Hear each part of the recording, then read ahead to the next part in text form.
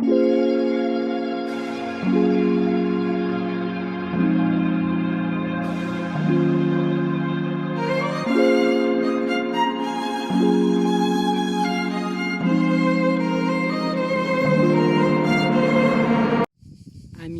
promeneurs, amis vacanciers, bonjour.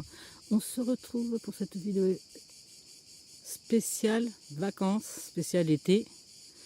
Même quand on n'est pas en vacances, ça peut sentir les vacances. Écoutez le chant des cigales. Il fait chaud, je pense à peu près partout où vous soyez. Il fait chaud, c'est l'été. Donc je vais vous montrer un petit peu pour moi ce qui est de base dans un sac. Et qu'on ne part jamais sans un sac, même si vous faites que 10 minutes de balade. Alors forcément, si vous avez un chien, vous lui prenez de l'eau, et Poppy a déjà bu pas mal. Et puis voilà, moi j'ai un petit pot gamelle que j'ai accroché à une ficelle parce que souvent je les oubliais.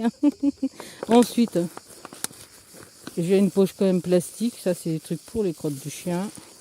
Et une poche plastique, bah, on ne sait jamais, ça peut servir.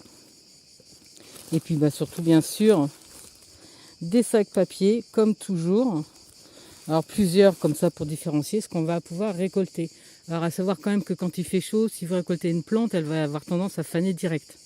Parce qu'il fait trop chaud, le mieux c'est de la récolte tôt le matin. Parce que même le soir, la terre est encore chaude. Mais on ne va pas toujours balader à 6 heures du matin. Comme là par exemple. Donc voilà, ça c'est vraiment le b.a.-ba. L'eau pour vous et pour le chien. Moi, bouteille séparée, c'est très bien.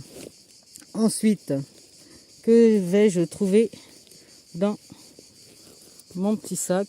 Et je vous l'ouvre sans avoir triché. Alors, le petit nécessaire de secours.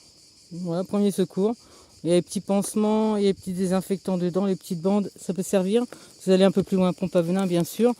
Alors, éventuellement, s'il n'y a pas de saponnaire, vous avez une petite bouteille d'eau en plus, bah, c'est bien. Mais sinon, les petites lingettes pour bébé, elles sont petites, donc qu'on n'utilise pas beaucoup. Ça peut quand même être bien pour l'hygiène. Ensuite, voilà, j'ai un petit gobelet rétractable. Bah, on ne sait jamais si on trouve une fontaine. Dans les bois, c'est pas évident. Un petit gant, s'il y a des choses à ramasser qui piquent. Et bien sûr aussi le sécateur, comme ça on peut entretenir les chemins, couper un peu des choses qu'on aurait besoin. Alors surtout, bah, je vais vous rappeler le principe. Le principal, c'est bien sûr de ne pas récolter tout ce que vous voyez. De récolter avec parcimonie, c'est-à-dire que vous me connaissez pour ceux qui me suivent, on ne récolte que ce que l'on peut consommer et surtout on ne pille pas. C'est-à-dire qu'après votre passage, on ne devra pas voir que vous êtes passé, que vous avez récolté. Voilà, c'est-à-dire que s'il y a, je sais pas, 10 feuilles de plantes que vous voulez récolter ou 10 fleurs, ben, vous en prenez 3-4, pas plus. Vous laissez, la nature elle est généreuse, mais il ne faut pas abuser. Hein, nous, on n'est pas là pour abuser. Comme ça, c'est mieux. Qu'est-ce qu'on peut récolter en ce moment? Les pousses de ronces, parce que en plus ça permet d'entretenir, avant de couper par exemple les ronces sur un chemin, vous le savez, moi je coupe les pousses.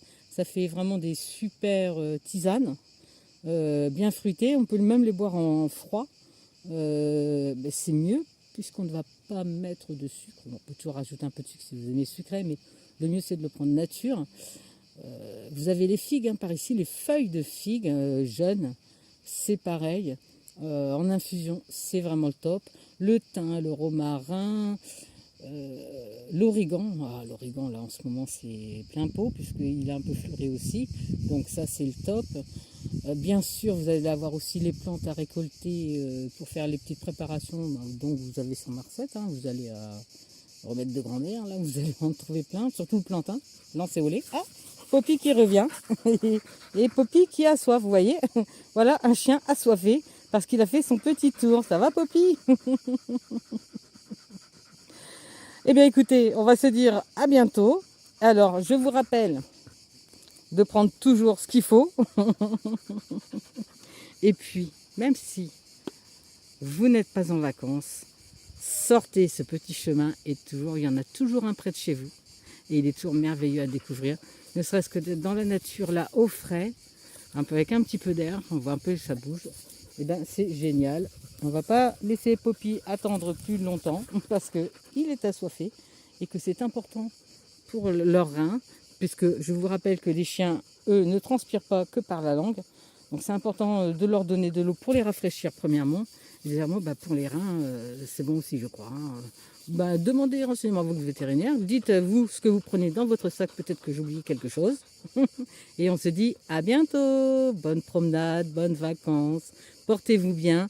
Et surtout, allez voir la nature. Elle vous régalera comme moi. Et c'est pas fini, les amis. Mon petit conseil sécurité. Si vous partez en voiture pour promener, ne vous garez surtout pas sur des chemins où il y a l'herbe séchée, comme ici, parce que vous mettez le feu indéniablement.